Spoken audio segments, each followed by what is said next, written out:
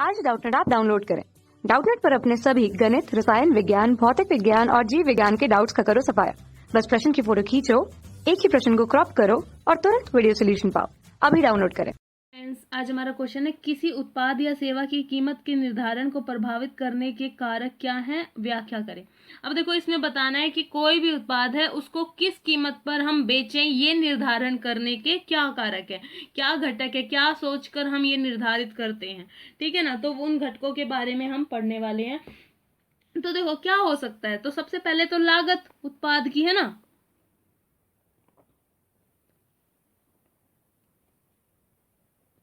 हम देखेंगे कि किसी उत्पाद में खर्चा कितना है, लागत कितनी है, क्योंकि जब तक हमें खर्चा नहीं पता होगा तभी तो हम उसमें उसकी कीमत निर्धारित करेंगे। अब मान लो किसी उत्पाद का लागत 100 रुपए था, ठीक है ना, तो ही तो हमें पता चलेगा 100 रुपए इसकी लागत है कि भाई इस पे कच्चा माल 90 का आया, इस पे मजदूरी इतनी दी, ठीक है ना, इस पे पैकिंग का इतना खर्चा आया, इस पे एडवर्टाइजमेंट पे इतना लिया। तो सारी चीजें जोड़कर हमें लागत पता लगानी है कि इस उत्पाद की इतनी लागत है।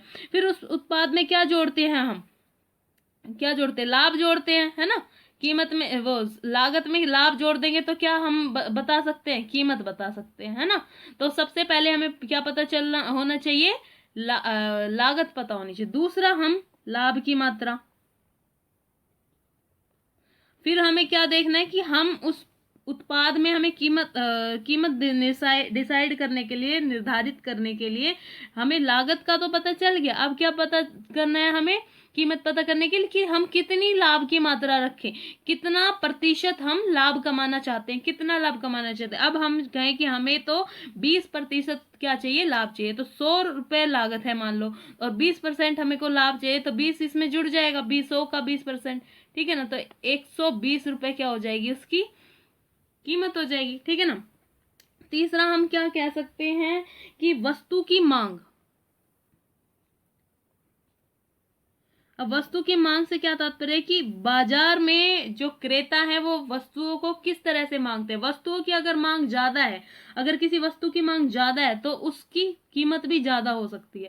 देखो, ये तो आपने अर्थशास्त्र में भी पढ़ा होगा कि मांग जिसकी बढ़ती है उसकी कीमत अपने आप ही बढ़ जाती है, क्योंकि अगर मांग बहुत ज्यादा है ना किसी वस्तु की, तो उस वस्तु की वैल्यू बढ़ जाती है, उसकी वस्तु की क्या हो जाती है, कीमत बढ़ जाती है, क्योंकि ज्यादा खरीदेंगे लोग, ज्यादा से ज्यादा जब मांग ज्यादा होती है तो कीमत नहीं देखी जाती, लोग ज्यादा से ज्यादा क्या करते हैं, खरीदते हैं। तो मांग बढ़ती है तो कीमत भी हम ज्यादा रख सकते हैं, ठीक है ना।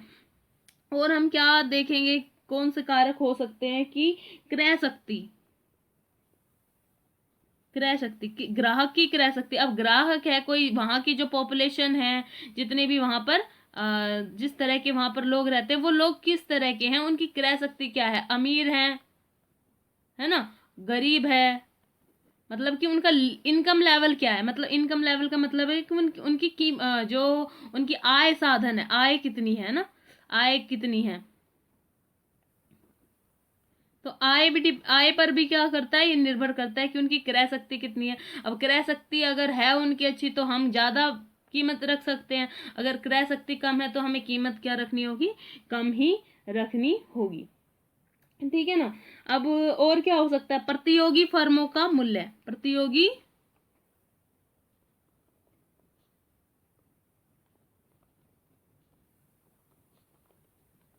अब देखो हमारे अगर मान लो, अगर प्रतियोगी फर्मों का मूल्य में हम क्या कह सकते हैं कि जो हमारे जैसे उत्पाद बनाती है, अब जैसे पेप्सी है, पेप्सी और दोनों हमें पता है क्या है, पेय पदार्थ बनाती है पेप्सी और कोक, दोनों का क्या है, प्रतियोगिता है, ठीक है ना। अब मान लो पेप्सी ने अपने मूल्य बढ़ा दिए तो कोक को भी क्या करने पड़ेंगे, अपने मूल्य बढ़ाने पड़ेंगे। घटा दिए पेप्सी ने अपने मूल्य तो कोक भी क्या करेगी, अपने मूल्य घटाएगी। इन दोनों के बीच में अगर प्रतियोगिता है तो इन दोनों को ये देखकर चलना पड़ेगा कि हमारी प्रतियोगी फर्म का क्या मूल्य है इस टाइम पर, समझ रहे हो।